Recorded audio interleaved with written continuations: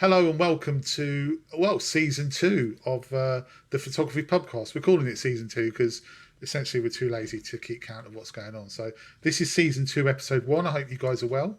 How is everyone? Does anyone want to, let us know how they are before we introduce the new guest or the new regular?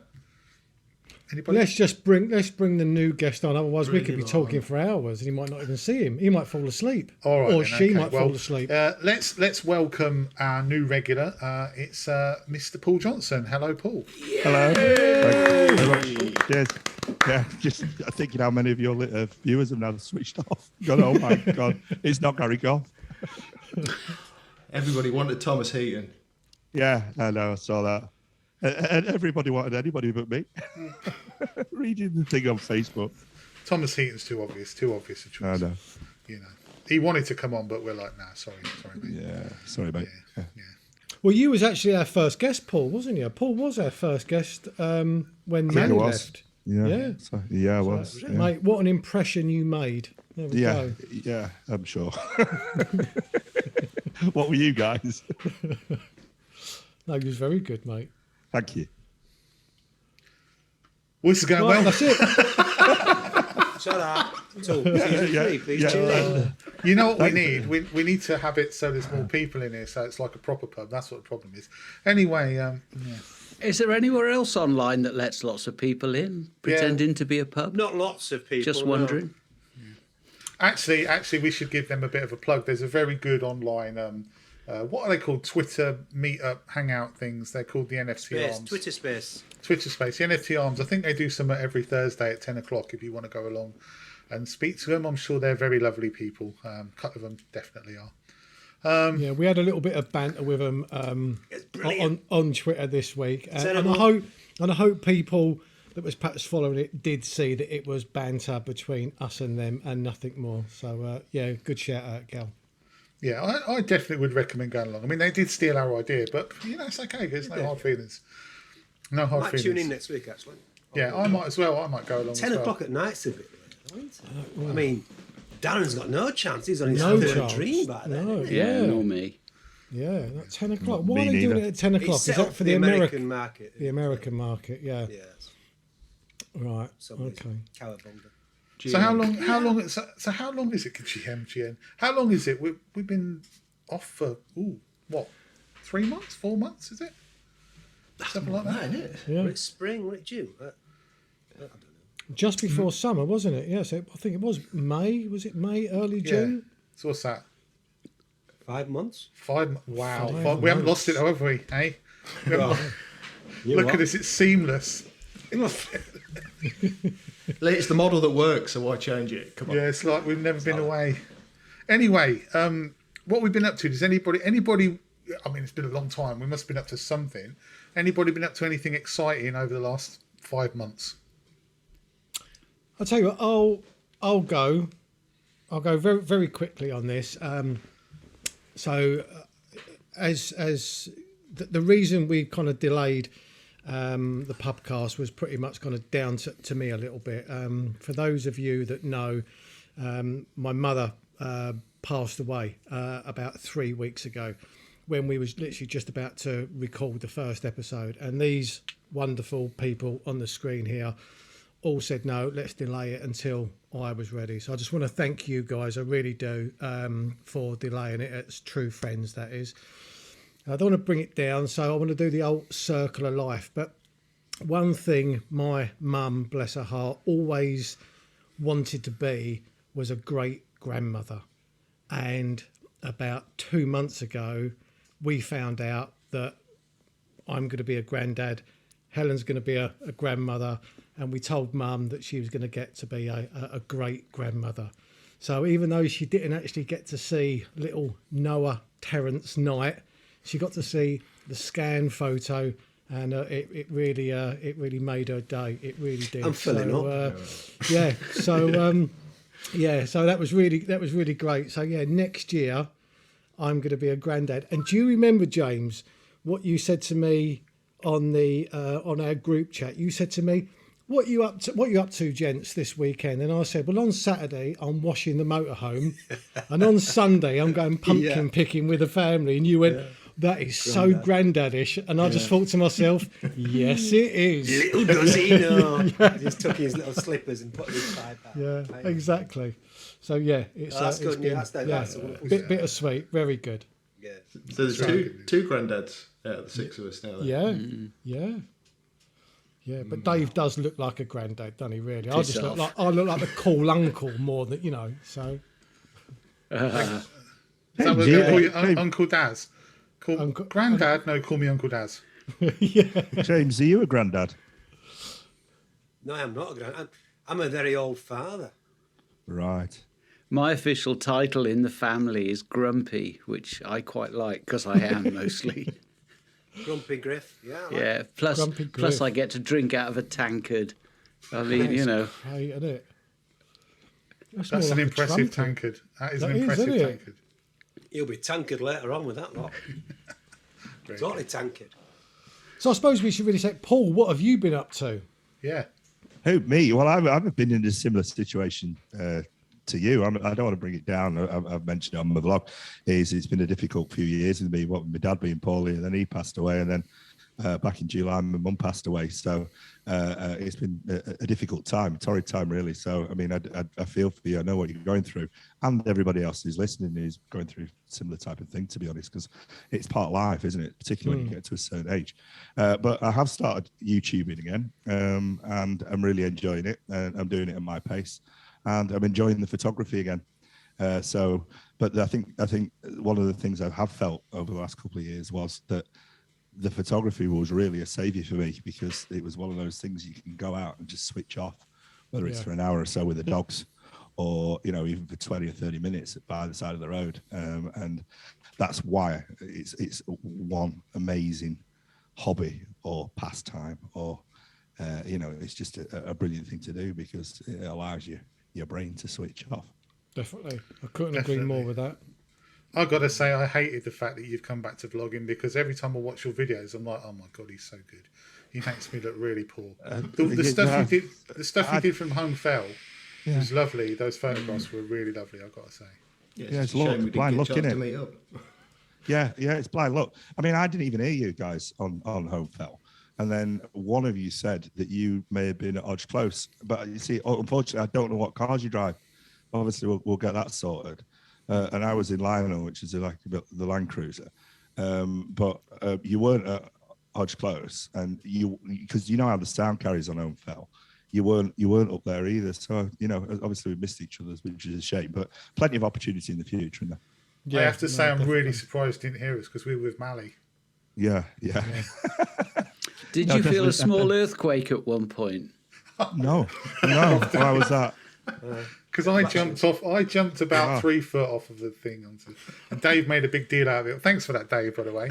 I did say at the time, though, somewhere over in the South Pacific, there's probably a tsunami now.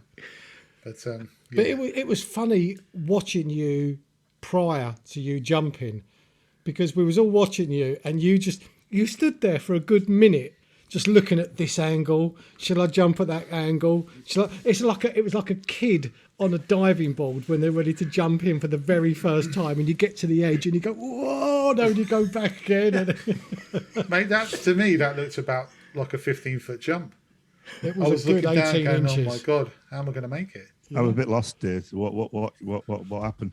Oh, so Gary got frightened at a 15-inch drop. So basically, right, it's not the first time 15 inches has frightened me. I shouldn't have said that. Anyway, but it's a joke. Basically, I really struggled to get up to the top of Home Fell, and there's a lot Darren's like, oh yeah, we'll just pop up to Home Fell. Gazelle. Fine. Yeah.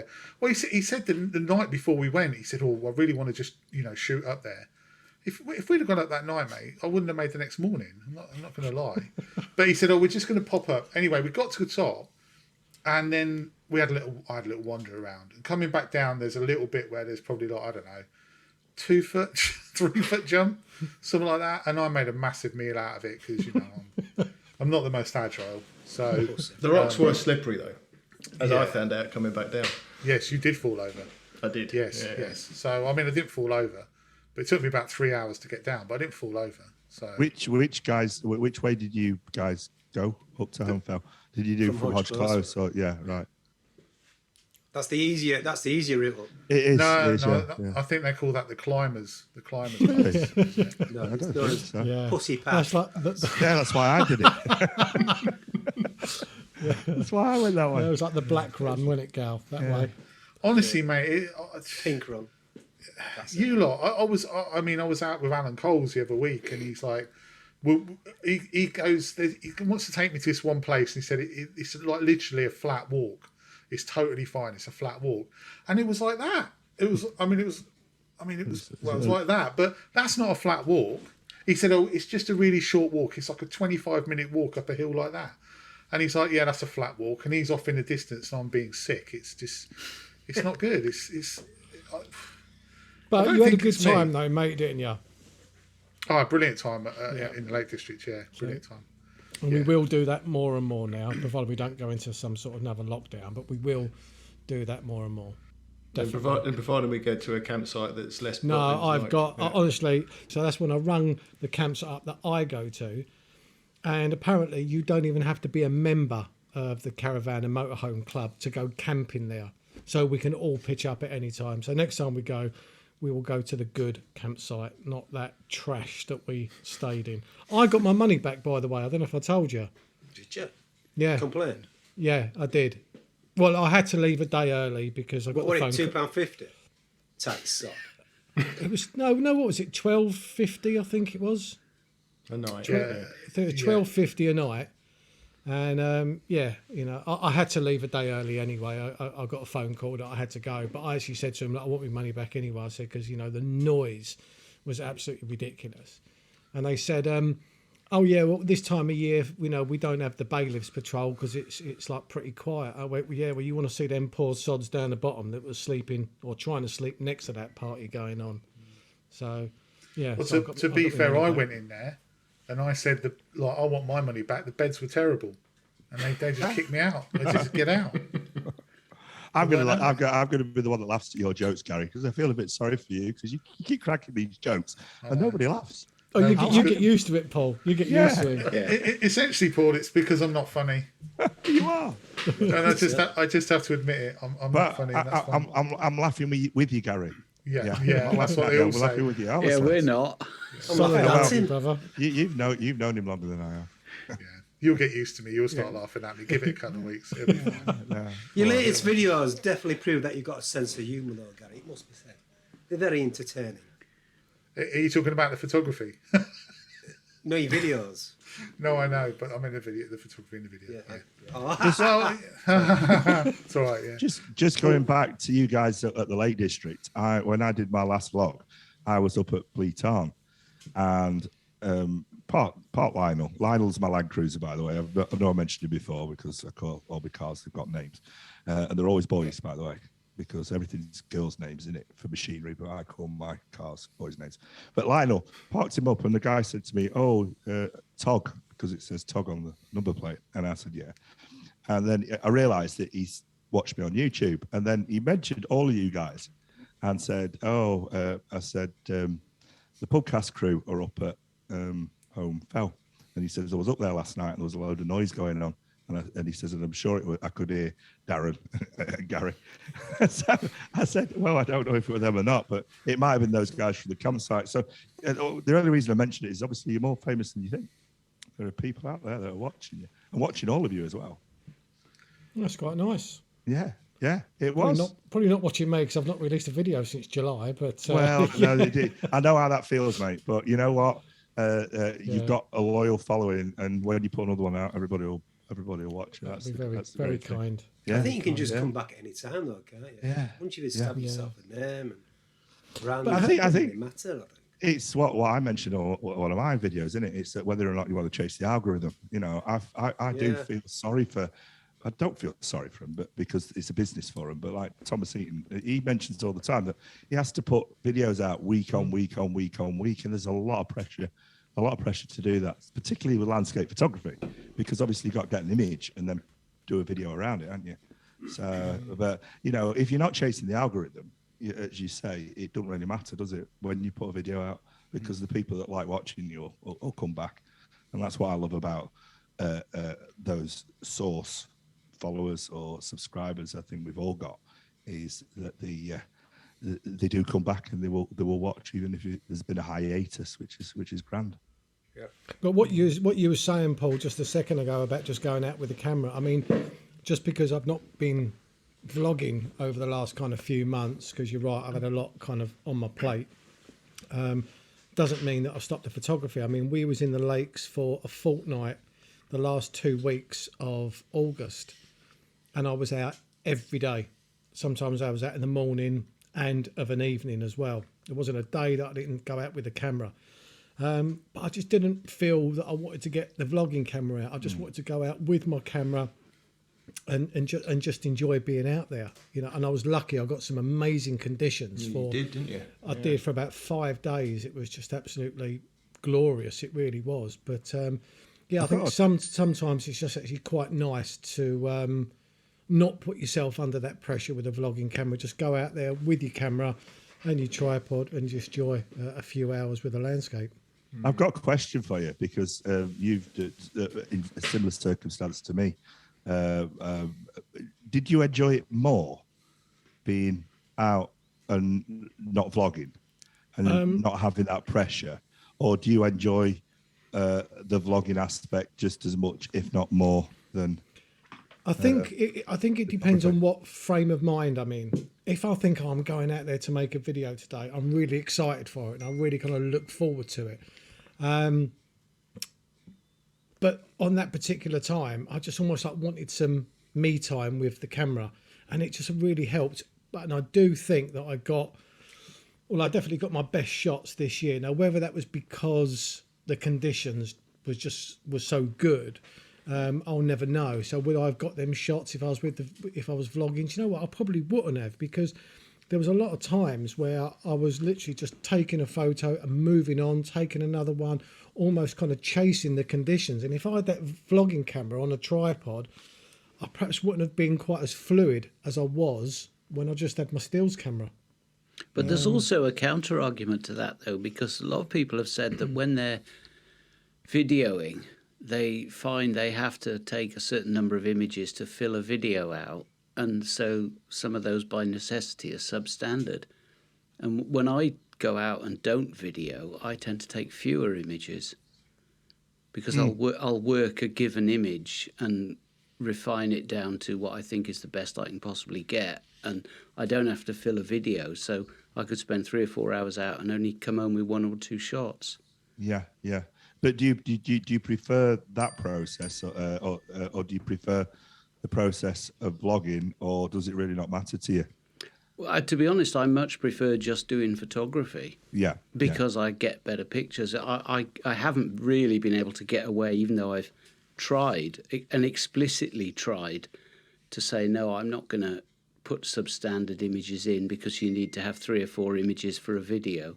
And I still do it. I mean, there are at least 4 images from that weekend in the lakes that wouldn't have seen the light of day if I didn't need to pad out a video. Yeah. Can I ask a question then to perhaps not us guys, but people that are watching this, because that's quite interesting. Because if you think about it, the pioneer of, say, landscape photography on YouTube is Thomas Heaton, and for years Tom only really displayed 1 photo on every vlog. So do people watch it to see that 1 good photo, or are you more interested in seeing half a dozen photos? That'd be quite interesting to find out. Yeah, so if you could let us know in the comments below, because I don't feel that I need to show a certain amount of images, really. Yeah. I find that one interesting, really, really interesting. I mean, you mentioned Thomas Heaton. I think the reason why Thomas Heaton is so successful is, number one, he's been consistent week in, week out of putting videos out, sometimes twice a week. Number 2, his personality on camera is exceptional. I mean, out of everybody who I ever watched vlogging, he really resonates with me. Now, obviously, there are some people who might not like him, but some people would. And the second thing is as you say, and I didn't realise that, is that when you look at his images, he might get that 1 image, but he always grabs a good image out of a shoot, and we all know how difficult that is. So, I mean, there are two ways that you can go down. the blogging route. Number one is the hints and tips, which are very, very successful from a YouTube algorithm point of view. And number two is what Tom does. And, Sorry, look at Gary's face twitch when you said that, Paul. Yeah. Did you see the eye? I didn't say anything. No. If I was gonna do YouTube as a business, that's what I'd do. Seven wonderful things to focus on and all that. That will, because what you get is you get the click through. Because if I go on YouTube and I'm looking at like today, I needed to put a new battery in my key fob for my car, and that's what I wanted. I wanted some information, some quick information, and it is popular. But I mean, I think what Tom's done with his channel is unique. That he's got a combination of those three different things in the recipe, which make him eminently successful. But it's strange, he never really includes that in his titles, does he? What? Tips. Like 7 tips to do this and that. No. 9 tips to swing a cat. Never really does it. Well, I wasn't thinking. Are you talking about Tom now or other people? Tom. No, Tom never does. He's never been a hints and tips guy, has he? No. I think he just established himself, hasn't he? No, absolutely. I wasn't talking about the hints and tips as Tom. Tom's never been like that, has he? Really? It's all other people that have created a niche in the YouTube market with regards to photography. That it's 7 tips. I wish I'd have known this earlier and that type of thing. And I'm not knocking them at all. They've created a niche for themselves, and that niche is eminently successful. Whereas Tom has always been, at heart, a landscape photographer that's gone out and shared his experience for taking photographs, and that's why he's the guy who, if I'm watching, I watch him week in, week out. I think the thing with Tom is the fact that he's managed to get to that sort of very big subscriber base stage without letting it go to his head and suddenly becoming something that he's not. And you know, he goes out, he does it better than he used to, but he's pretty much done the same stuff that he's always done from day dot. These videos don't change, like the actual, the storytelling of them and the message doesn't change. The thing with him is he's an engaging, intelligent, articulate guy who takes good photos. Now, he does sometimes only take one photo, and we will never know unless he comes on and tells us that he might go 4 times in a week and bin 3 of the vlogs to come out with one. But it always seems like he gets the shot on a trip. It might only be one shot, but he gets the shot. So, you know, you've got to hold your hands up and say, well done for that. And the thing I would say about the tips one is, if people want to do tips, then that's fine. And like you say, the algorithm, it works. It gets them more views. But the ones that annoy me is when you get like, 3 tips, blah, blah, blah, blah, and there aren't any tips in the video. Or they're really sort of concealed tips, and all they've done is they've gone out and decided to call it 3 tips because they want to get the people to watch. And they're not really giving you tips like, well, put one foot in front of the other, there's my first tip. You know, that kind of annoys me when that happens. But I guess there's a place for everything, isn't there? I think with Tom, what you've got is a model that he's developed that works really well. He's got his personality, he's got his delivery on camera is great. He's obviously a great photographer, so therefore if somebody wants to look at really well composed images, then they'll look at him as well, and that all fits together. And I think with Tom, if he didn't have his audience and started again as a brand new person with that model and that delivery, he would still do well because it just works. Yeah, and I think that's why, you know, a lot of other people will struggle because they haven't got that model and delivery within a vlog. You know, it's got to be all come together. You've either got to be a very good entertainer that makes people smile and they enjoy watching you as a person, or you've got to be a very good photographer that they're interested to see your pictures, or you've got to be somebody that can do all of those together and make a cohesive, you know, piece of content that people want to enjoy. If any of those are substandard, I think you're going to struggle to get to the level of, you know, of success possibly in YouTube that you'd want to be. And the consistency as well. Consistency on putting those on those videos out. But that's the great thing about Tom is, I'm not going to bang on about Tom, but if he doesn't quite get the photograph that week, then his entertainment value drags the video up. If he gets a great video and he's a little bit down, not the video, the photograph, then the actual photograph will bring the fact that he's a bit down that week, bring the video up. So, you know, it's like a triangle. It's like the photography triangle, isn't it? As you say, there's 3 elements to it, and he's got all 3. And that's why it's successful. And people are wondering, well, why they're not successful. Well, if you followed that formula, then you are going to be successful. And I agree. I think if Tom Meaton came on tomorrow and started doing videos within a couple of 3 years, he'd be at 100,000 subscribers. So, but I mean, I remember Tom when I first started was at 70,000, 67,000, I think he was at, and he's taking it. He must be at 500,000 now or pushing it. So, guy's done well. Yeah. I love it. I love him. I do. Yeah. If you ever watch my videos, you know that anyway. But, because every time I switch on, he entertains me. That's great. He wouldn't come on here though. Just saying. He wouldn't. No. He said he was too busy. So Yeah. They do podcasts, though, wouldn't they? Podcasts, rather. Yeah. He did Marley's podcast, didn't he? Oh yeah, did he? Yeah, it was great. That. Yeah, he was in his pajamas and everything. Wouldn't come on here. Anyway, So Gary, you talked about what you did in the summer, people, but you maybe got a story, haven't you? Because you got to a position where you were going to go and play golf for a living rather than photography, and we had to pull you back from that precipice, if I can remember rightly. Yeah. Well, I'll let you into a little secret. It wasn't really you that pulled me back. It was about 115 round that pulled me back from the precipice, to be honest with you. But I played that and I was like, sod golf, I'm going back to photography. But yeah, no, I was, I don't know, I got a little bit down with looking at on Twitter all the time, and there was, it was Twitter and Facebook and everything. There was a point where everything felt like an advert. It was like, I'm literally selling my photography digitally or otherwise, or I'm literally selling my life. Oh, what a great person I am. Look at me. Everything's amazing. I want to show you. Like, come and enjoy your life. Stop posting it on wherever. And I think I've gone out and had a few bad trips out, and I was just like, do you know what? I've had enough of this. So I've boxed all my gear up and got MPB to do a quote on it. And I think they quoted me, I can't remember, two and a bit grand for 2 lenses and what have you, and the camera.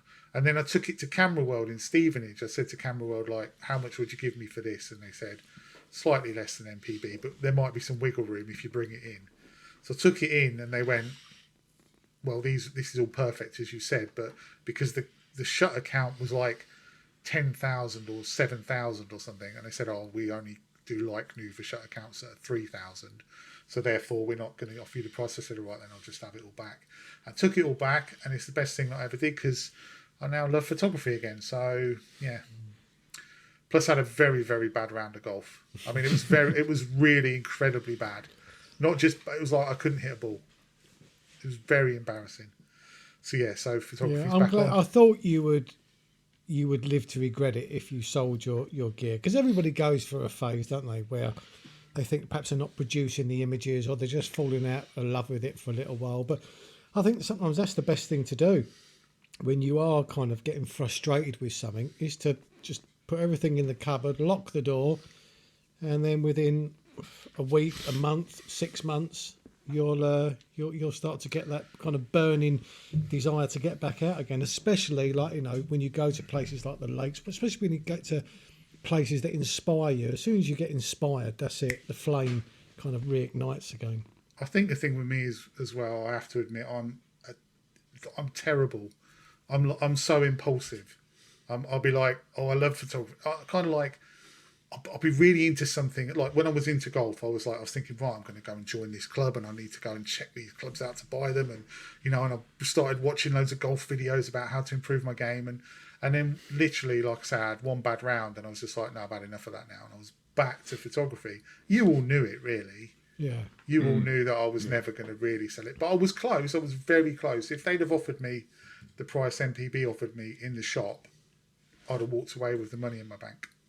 If you had a good round then of golf, would it be a different story then, Gary? If you'd shot like a 72, would it make a massive difference? Or? If I'd have shot a 72, I would have thought about it, but I don't normally shoot anything below about a 95. So, but this happened to be, I think it was really embarrassing. I think I stood on about the 10th tee and hit 4 balls straight out of bounds and just went,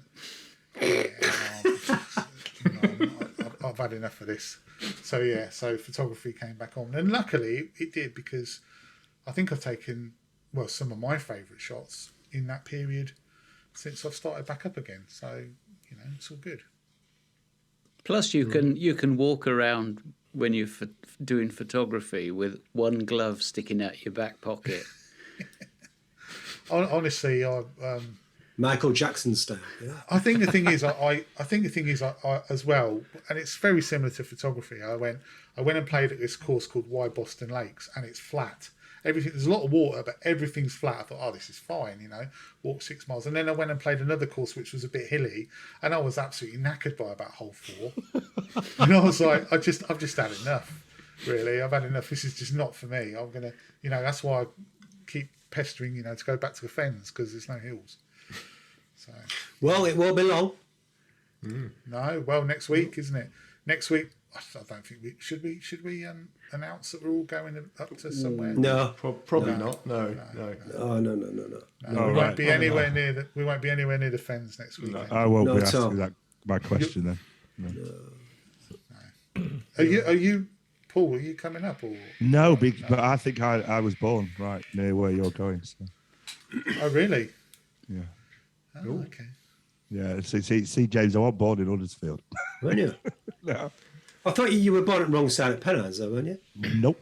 No, I was born in East Anglia. Let's put it that way. Yeah, but I you're a live. fen boy. Yeah, I am. Hold your hands up. Hold your hands up. How many fingers you got? No, he's not He's a fen not a boy. real fen He's boy. not a real Really? fen Not boy, really. is he? No. Jamie, hold your hands up. No. His hands all right. It's when he takes his socks off. That's all. That's right, that's it. But you're right, James. I lived most of my life in Glossop over the other side. Well, I say most of my life. I've lived most of my life in West Yorkshire, to be honest now. I've lived here for almost 30 years, yeah. And people are only just starting to talk to me. Really?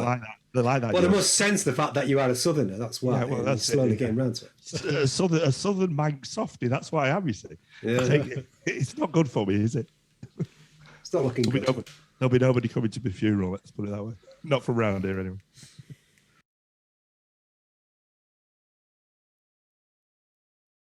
Am I on? Jamie, thumbs up if I'm on. Yeah.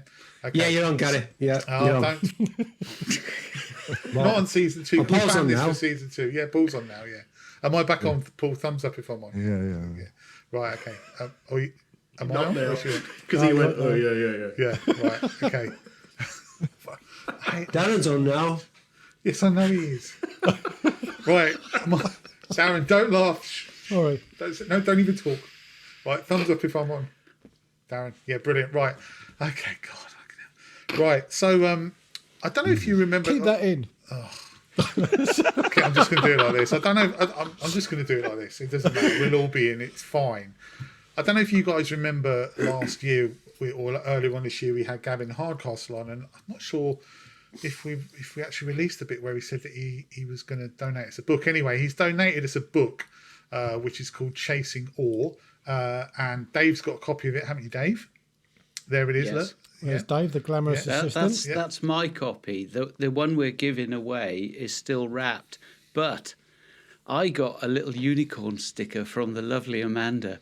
The one that the winning photographer will get hasn't got one, and you're not having mine. You put that one up again, Dave, that book. Chasing Awe Oh, with that's a Gavin nice book. Hardcastle. Yeah. Well, Okay, it's a bit Actually, I have glary, to Dave. say, What's on the it's- front cover? It's a big wave, A wave. from Oregon, from the F4 tour. What's really good about this book, unlike most photography books, is that text is as entertaining as the photographs, because you can hear his voice as you're reading this text. It's really funny in places. So a really good read, and 100 or so very good quality images. he's a funny lad and a great Yeah, photographer, isn't he he? is. Yeah. So big thanks to Gavin for Yeah, well done, donating Gav. that. Cheers, Does mate. Gavin know we're selling it on? Not selling it, but does he know that we're giving it on? We don't really Yes, want to no, keep it. he donated an extra copy when I bought that, so that we can give it away. So essentially, we haven't even said what we're doing, but we're going to give it away, basically. And what we want you guys to do... Why are you laughing? Just a funny guy, Gary. Oh, yeah. Naturally. Yeah. What we want you to do is to send in your well, we've got a theme for the pictures. You can have a theme or. We've only had 5 months to work this out. Now you're saying, what are we? So, what is the theme? I don't know. Anyone? I'll tell you what, let's just pause the video here and we'll be back in 2 seconds. Okay, what about since it's chasing ore, why don't we make the theme ore? Iron ore. Horse. Bitches. I thought we meant like oars on a Or what? Horse. yeah. Oh Jesus, right, okay. That's a great place in Yorkshire. I love that. What's that? Why don't Horse in Yorkshire. why don't we think about what style of photographers does Gavin do? Is it mainly big vistas, isn't it? He's big vistas, right? So the new guy's going to possibly put in here and see what you think. Big vistas, yeah. So do the opposite and say go intimate and have that as a. Using a telephoto lens Well, no, just go intimate. with But mind you, you have to clarify that because people have been taking pictures of ladies' bottoms or men's bottoms, possibly, won't they? Dave doesn't mind. He'll have an email to it. Basically, just send any picture in. At all. It doesn't matter. Let's just do it because it's getting complicated. Gary, are they going to go to Dave's emails with all these pictures? Yeah. Any luck with that, landscape, landscape picture at all that you want to send in, and we will. So basically, we'll judge them, and the best one will win the book. And what we'll do is we'll give you until Friday, the 5th of November. So anything that comes in after the 5th of November, then that's too late and you're out. But if you want to send them in, we'll drop an email address. I don't know. It's fire's too hot. I've got one of those. Stoking the fire. I've got one of those in my snug, and they're great until they get too hot. And it's not like you can switch your radiator off. You've got to open all the windows and doors in your house, Piss on it. otherwise you actually boil. I'll tell you what, he needs a new pair of PJs for Christmas. He's had those on for too long. Those same little Rupert get out of trousers, them, does he? Yeah, no, he never does. I think this segment's going well. Just out of Yeah, interest. really well. Yeah. Is everyone get Other what than we're this- actually doing? what clue? Other than the fact that you didn't go with my go intimate thing, Yeah. I'm So really offended. And I I might tell leave now. I tell you what. I tell you what. Right. So moving on. Moving on because we haven't spoken about this for the last 10 minutes. Gavin Hardcastle. Dave, do you want to show everyone Gavin Hardcastle's book? No, we're going to stick with the last lot. Okay. Anyway, all right. It's more real. Leave this in, Gary. It's all good stuff. Yeah, it's all Like, good. like we're going to fault anybody. Yeah. Okay. Yeah. Well, anyway, let's send your photos in. Intimate if you want to, like as in intimate. Not landscape. too intimate though. Yeah, not too intimate. Intimate landscape or whatever. Just send in whatever you want, right? Landscape photos. Sorry, Paul. Whatever you want, just because it gets too complicated. We'll close the. What about street photography? Yeah, what about Yeah, 'cause Gavin does a industrial lot of that. photography? Portrait. Just send your name in. And we'll pull it out of a hat. I was hoping for some glamour or boudoir. Or just send cash. Yeah, that's it. Yeah, exactly. We accept postal orders and green shield stamps. Postal orders. Any picture, your best picture, email them to Dave by the 5th of November. Anything you Remember. And we will judge them on the 12th of November and award the winner then. Yeah, any picture now. Any picture. Yeah, Any a photograph. A photograph. Okay, right. Right. Send So- us a photograph. What could be easier? I've got a question, right? Are you going to be on. judging every single picture or photograph on here? Or No, you're only expecting 5 people to? no. I'll tell you what what we did last time. 5? We Sure can do better than that. No, what we did last time. We picked our favourite one each, didn't we? I'm right. And then we argued out which one was the best one. There we go, we do that again, yeah. That's a great idea. Yeah. That's it. Yeah. So we'll all as pick long our as- favourite, and then we'll argue it out on the pub. Cool. Am I allowed to send one in? Because I really want that book, and I don't want to pay for it because I'm from Yorkshire. Yeah. No, of course not. You Why not? can't say yes, James. Why? Because we're going to know which one's Paul's, aren't we? Are we? Because, Don't tell us. yeah, because it'll be that bad. No, because he'll have... End of the he'll day, have- it's all based on merit. Absolutely. Well, there's... So that went So Yeah. original members of the podcast have said that new members of the podcast cannot put. Yeah, their us names. 5, we can all enter, Yeah, but I but can't. you have to be here It for was a in the year. T's and Paul. C's that you clearly Okay. didn't read, Paul. Absolutely, absolutely, got it now. No existing members of the podcast are allowed to enter, I'm afraid. Right, anyway, so let's move on, shall we, and talk about something that's actually to do with photography. And this is a conversation that's cropped up, I think, a few times in the group while we've been sort of, on our hiatus.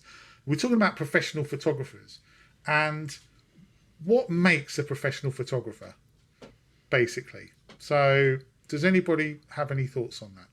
Well, isn't the definition of a professional photographer based on income? Yes. I don't know what the ratio is, but if you earn, and someone can correct me, but if like something like 80% of your income comes from photography, then you are a professional photographer. I'm not saying it is 80%, but there's a value, there's a percentage value. If you was only earning 5% of your annual income through photography, then I don't think you can class yourself as professional. I think it's What about- majority of your income is based on photography, then you class it professional. It's not based on merit, is it? Yeah, Well, what about then if someone says, let's say for instance you have someone who goes out every now and again and runs a workshop, or goes out every now and again and does a wedding, and they charge money for it. Does that not make them a professional photographer because it isn't all of their income or the vast majority of their income? Because if you're earning money from photography, can you class yourself as a professional even if it isn't the majority of your income? I'd class it as semi-pro. Yeah, semi-pro. Can I tell you what my problem is? Is that people bandy around the term professional photographer like it distinguishes them as something special. That's what worries me. Is so my job is classed as a profession, yeah, and I don't even think about it like that. But and I would never say, well, I'm a professional. I do what I do. But people will say, I'm a professional photographer, so listen to me. Well, how if somebody can actually give me a definition? You said 80%, and somebody else has said 10%. I just don't understand where this term professional photographer comes from, to be honest. I struggle with it. I've just Googled the word professional, and it says engaged in a specific activity as one's main paid occupation rather than a pastime. Yeah. There you go. And So, what does it yeah. say about profession? Is there a divide between the two? And welcome to Semantics Corner. I know. This week will be. Yeah, but as I say, what irks me is as I say, I hear a lot of people say, I'm a professional photographer, and it's like putting everybody else down. Well, if you sell a print, Dave, are you a professional photographer because you sold a print, or can you not class yourself as a professional photographer? If I sell a print, I do a lap of honour. Yeah. Or are you not classed as a professional photographer because you're not earning 80% of your money from doing professional photography? But then again, my day job, I wouldn't class myself as a professional either. It's interesting because the definition of profession, according to Wiki, is a paid occupation, especially one that involves prolonged training and formal qualification. Yeah, see, this is where I'm getting it wrong. Yeah, that's where I'm getting it wrong. So there is a definitive difference, isn't there, between a profession and professional, so that's fine. And now the next thing is how do we describe professional? That you're earning most of your money from that. That's the way I pastime. see it, yeah. It's hard to class a landscape photography as being a profession, though, isn't it? Based on what you've just said, Jim, isn't it?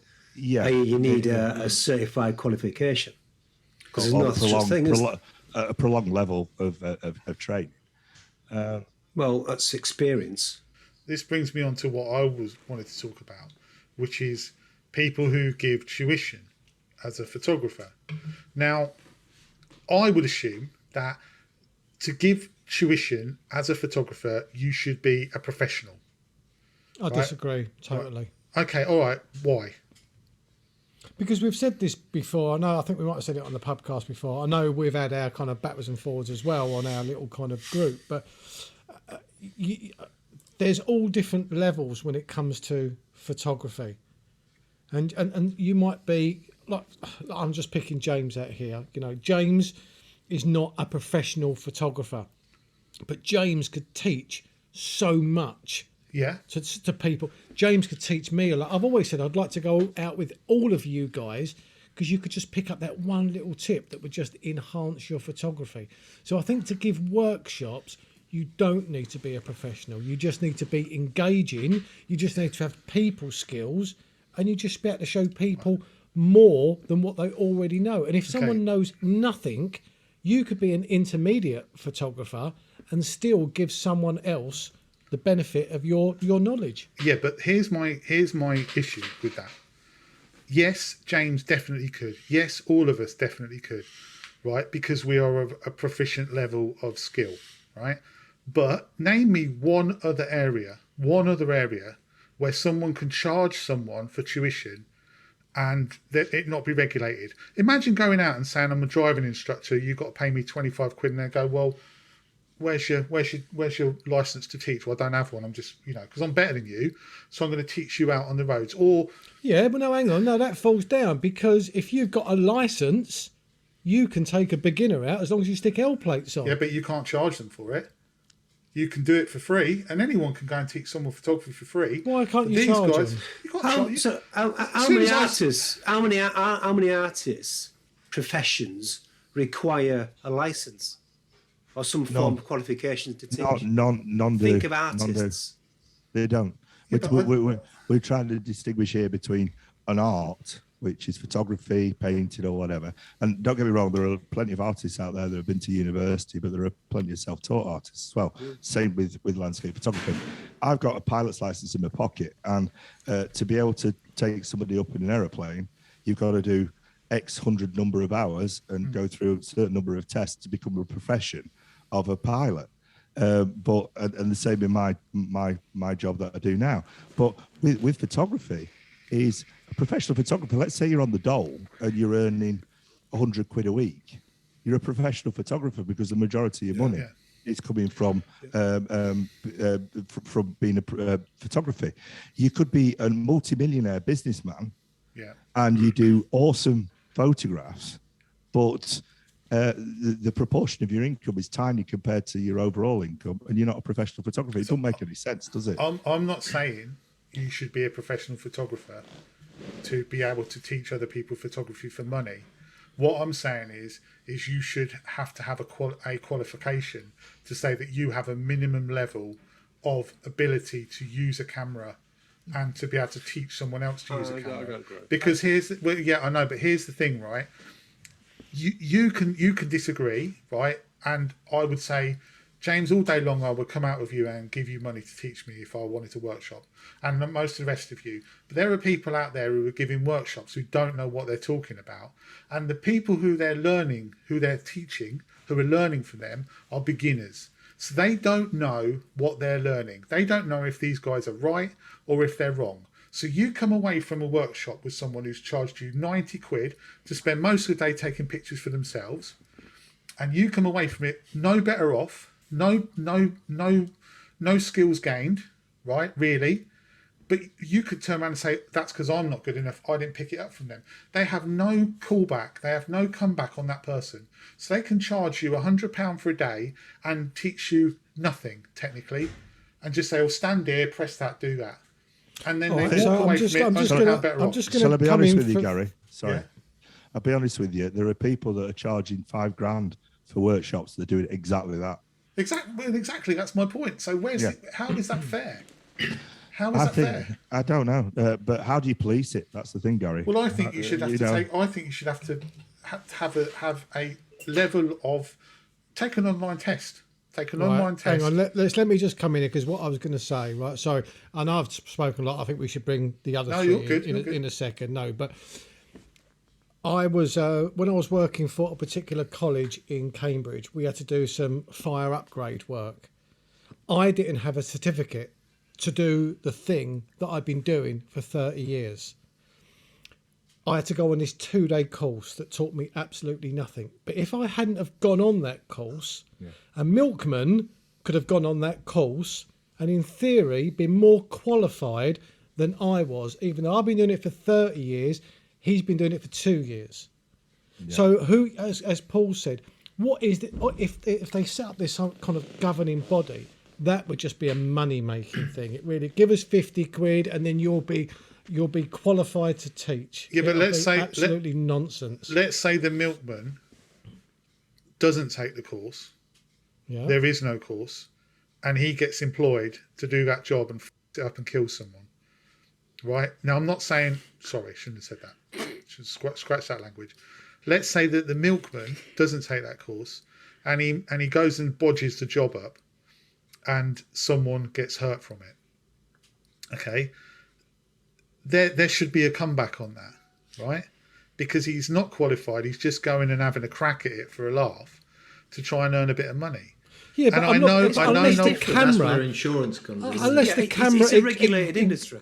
Photography not a regulated industry. No, but what I'm saying is that there are an awful lot of people out there who are charging an awful lot of money and teaching people nothing. I spoke to a guy, right, who I won't say who he is, but he told me that he went on 2 courses in East Anglia with 2 very prominent East Anglian photographers. Jamie. And they, no, he's a prominent. 2 very prominent East Anglian photographers, and they charged him. I think one of them he won a competition for. The other one he paid quite a substantial amount of money for, and they spent a third of the time with him and 2/3 of the time completely out the way taking their own photos. And he learned virtually nothing from it. Yeah, I think the that's difference... bad. That's poor. It is poor. Yeah. But the difference is what you're talking about is there's a difference, and you mentioned it, is that in my profession, if I do something wrong, I'm accountable. I'm accountable to a body, to a medical body. Yeah. I'm also accountable because I've got indemnity insurance. That means that if one of my patients isn't happy, they can sue me. Yeah. If you're going to do that for photography and call it a profession and do that for photography, then you've got to put all sorts of things in place, which are going to preclude many, many people that haven't been to university, just as Darren was saying. Is and I've seen in my profession as well, is that somebody with a master's degree is meant to be more qualified than somebody who's got 20 years experience doing the job.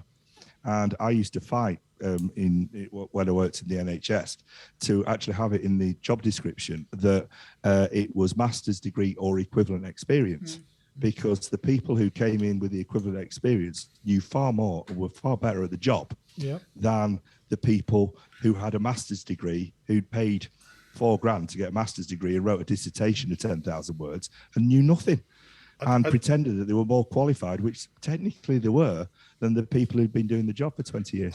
I don't disagree with you. I don't disagree with either of you. I think you've both got like perfectly valid points. But what I'm saying is that there are people out there are a lot of people out there that I watch on YouTube who think that all they need to do is go on YouTube for a bit, become semi, I don't know, I won't say famous, but get say 1,500 followers, and then all of a sudden you find they're popping up with workshops left, right, and centre. But you look at the quality of their work, and you think, well, you shouldn't be teaching other people. You're not good enough to teach. You're not. Well, let's bring the other 3. Let's bring the other 3 guys in here. Yeah, Dave, so. Jamie, so, James. Darren. What do you reckon? I thought you were going to go, Dave. Listen, I think from a teaching perspective, what we're talking about here is a creative process. We're talking about art. We're talking about something that's very subjective. So you've got 2 levels of teaching here. You've got the basics of operating your camera, which really, unless you are providing a teach yourself how to use a camera course, then you're going to know that they're going to have a basic understanding of that. So what you're teaching them is, I guess, composition, but you're also teaching them how to see photography and how to spot an image and how to make use of the compositions, how to make use of light and all that type of thing. And that's very subjective. So how are you going to get a body to regulate that? How are you going to get a body to sort of say that these people are qualified to be able to teach you where to point your camera towards the best light or towards the best composition? It's not going to be practical to do it, is it? So fundamentally, those people that know how to work their camera but just want to learn how to see a composition better clearly and know how to react to light better and know how to, become a better landscape photographer. I guess they're only going to learn from people that have experienced that and that can relate to them to show them how to do that. So, so what I'm saying, I guess, is that people that have got that level of experience probably could teach somebody that because they can pass on that experience. Now, whether they should charge for it and whether they should have a policy in place that if the person that came on the course isn't satisfied with the level of training they've got a recourse to get a refund, then that's another question. And then that becomes a little bit more complicated down to whether they've got a contract in place with them or not, or whether they've got recourse to get a refund. So that's a bit more messy. But fundamentally, anybody that's got experience that somebody else hasn't got can teach them that. I agree with that. I agree, totally. Yeah. I You put that far more eloquently than I did. Yeah.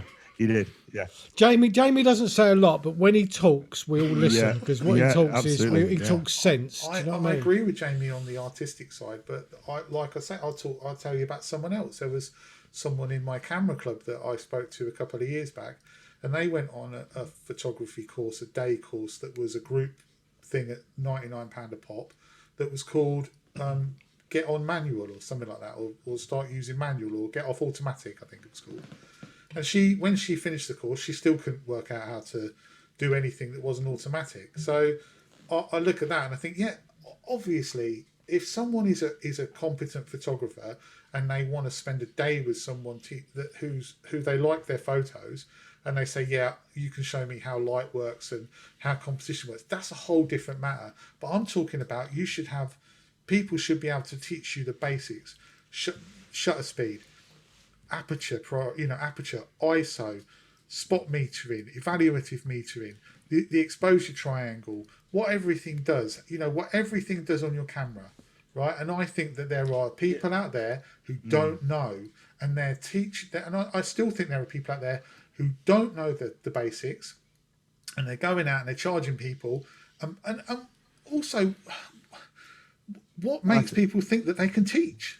As well, a lot of people. I think you brought up some valid points there, but you mentioned a lot of things. I mean, you're talking about the basics of the camera. If you're on a workshop, right, and you've got 5 people on your workshop, one's got a Sony, one's got a Canon, one's got a Nikon, one's got a Linux. I always have stipulated, if anybody comes out with me, that they need to know the camera inside out. I can then guide them from there.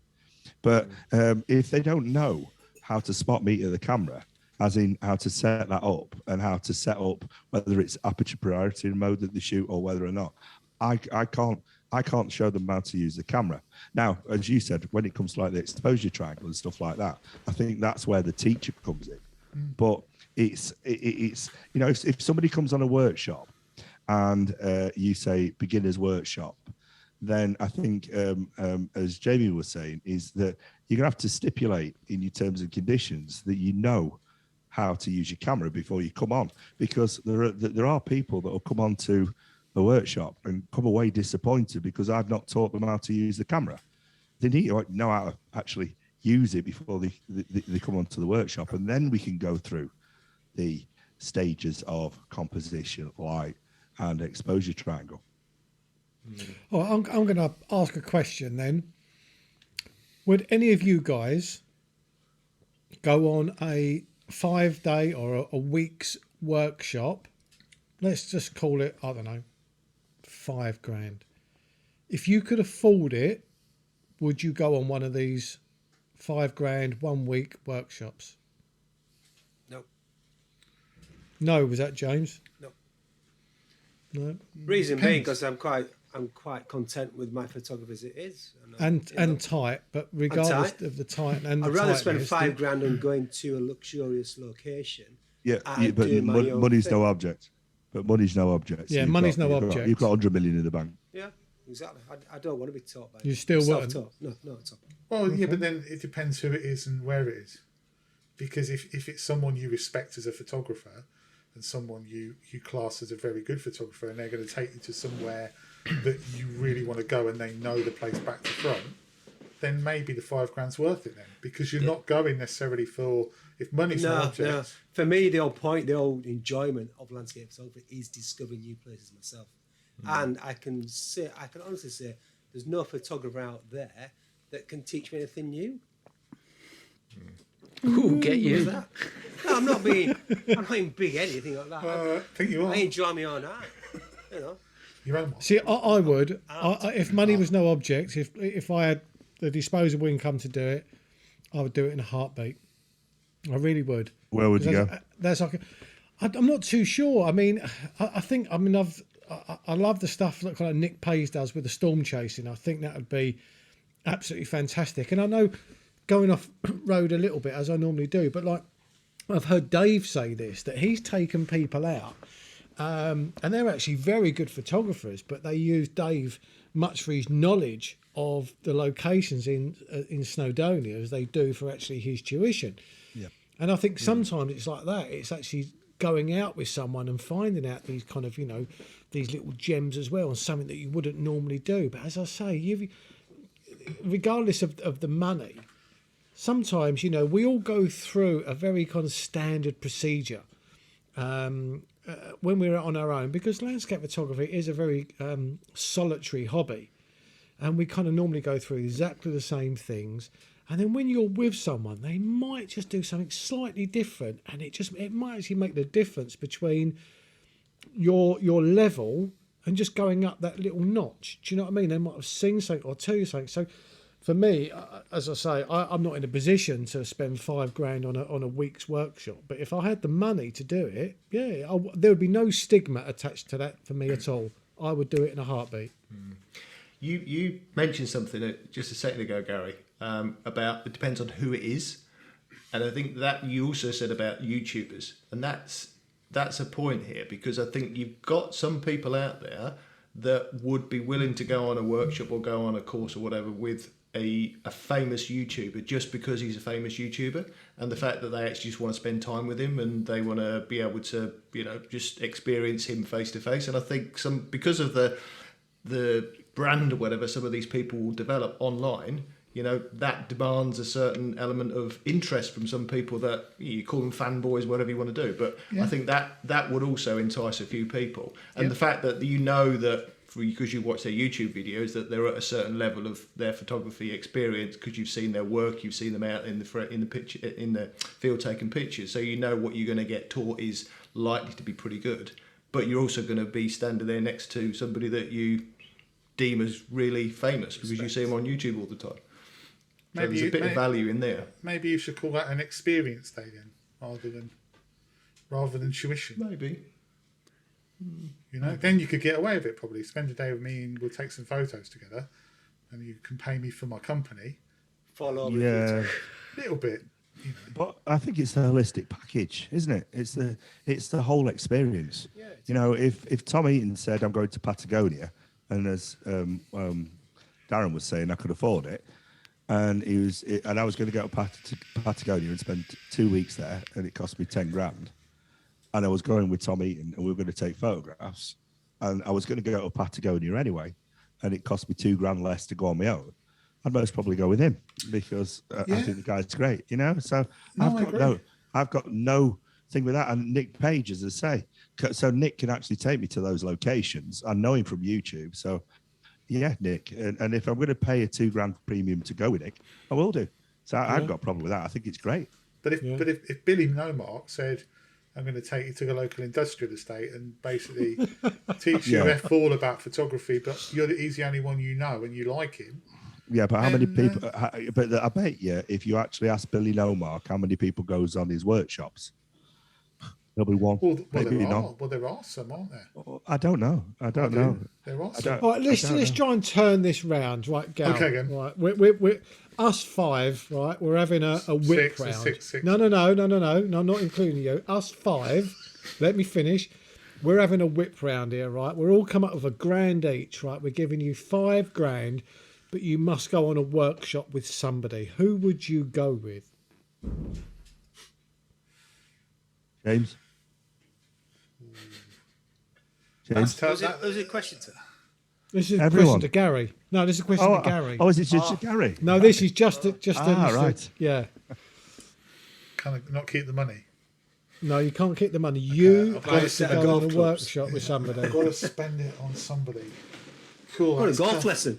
That's Golf lesson. tough. That's what you need. Oh, bro. I'll take you playing golfing. St. not paying Augustus, Florida. I don't know. Do you know what? I don't know. Go ask someone else and come back to me. No, this is all no, because everybody else has been kind of quite relaxed about it, but you've been kind of quite adamant about I'm relaxed. That's relaxed. So who would you go with? There we go. There's £5,000 on the table. You must spend it on a workshop. Oh God. Mali. I don't know. I don't know. I honestly, I couldn't say. I can't think of anyone. I can't really think of anyone that I'd want to give £5,000 to go on a workshop with. From maybe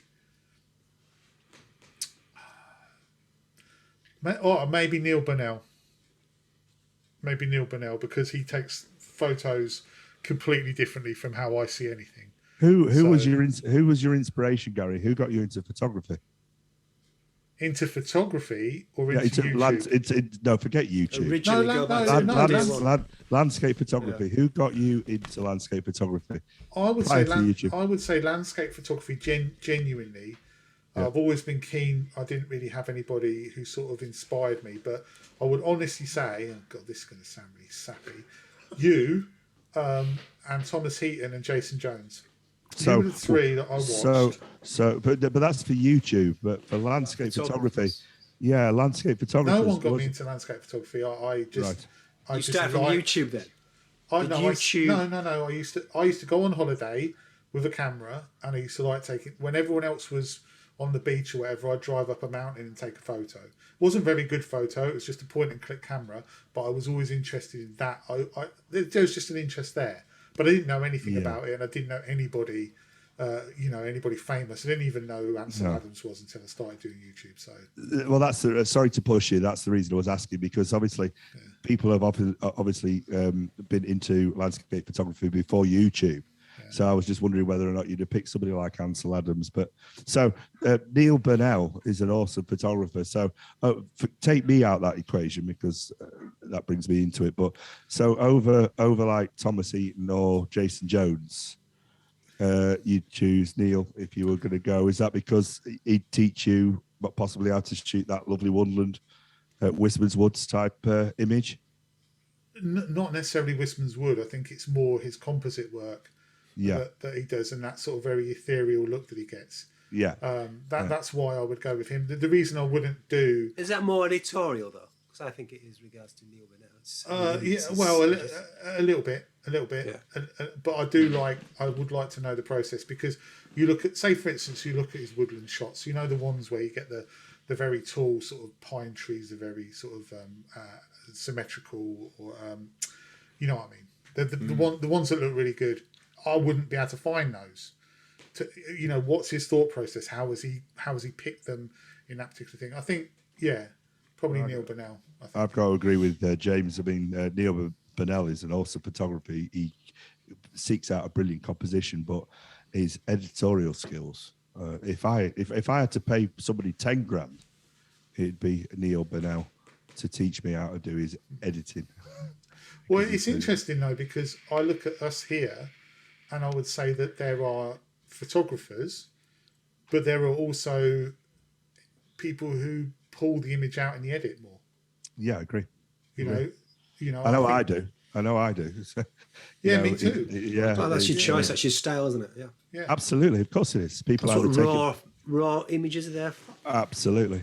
Yeah, and that's a whole new argument, isn't it? But there are people that take a shot, and the shot is exactly what they see, and they may as well shoot it JPEG, even though the computer or the camera does the algorithm for them, or they go into Lightroom or Photoshop and edit it.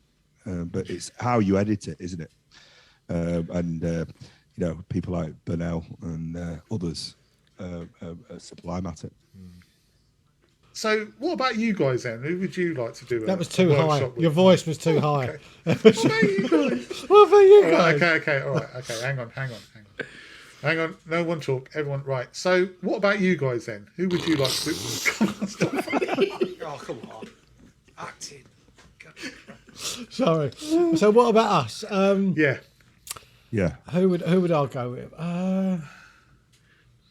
Well, I must admit I'm a bit of a social media fan, and so a lot of the photographers that I like, I've seen kind of on social media rather than buying their books and kind of following them through galleries and stuff like that. But I think so.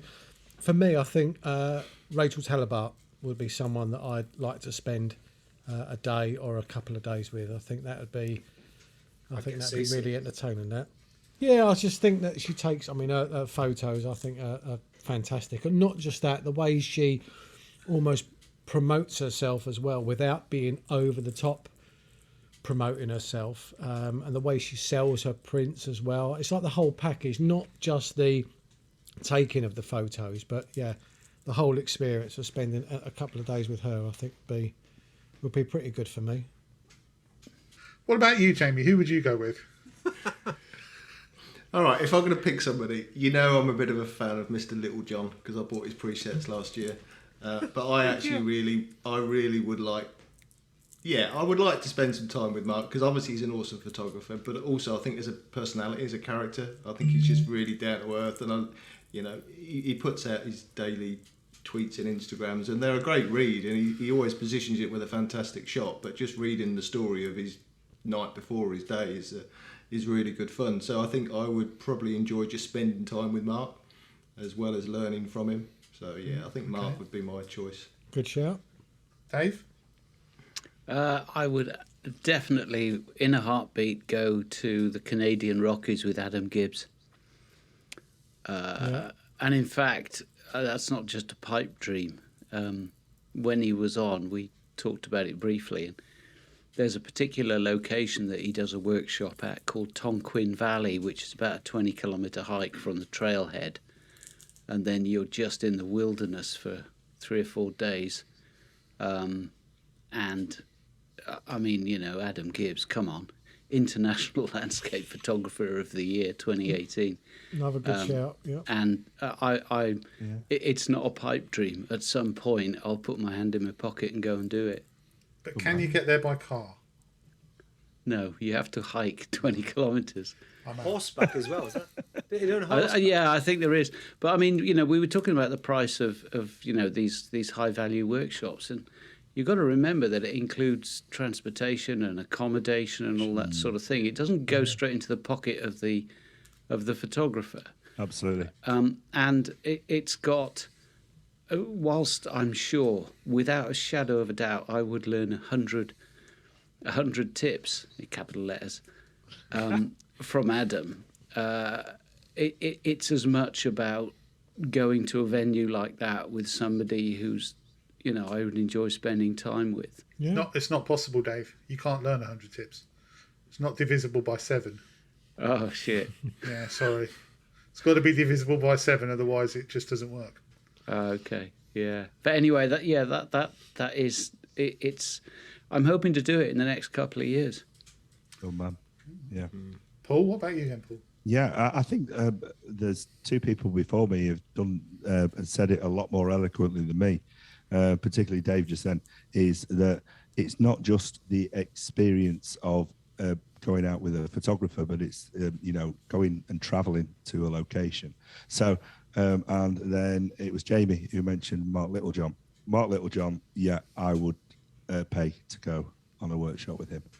I love his ethos, I love his editing, and I love the fact that he gets intimate locations out of a landscape that I couldn't do. And then secondly, I'd go with Thomas Heaton to Patagonia or to the Himalayas for the experience of obviously being with Tom, having a chat, but also the location and the experience of going to that location. So that's why I watch his videos, because obviously Tom's there, but he goes to awesome locations and I think they're amazing. Yeah. A question to you, Jamie. Did you buy presets from Mark Littlejohn? You have to say yes or no. Yes or no? Yes. Are they commercially available, or did he just? No. They're on his website. Oh, are they? Right, I'll have to Yeah. have a look. Yeah. Awesome.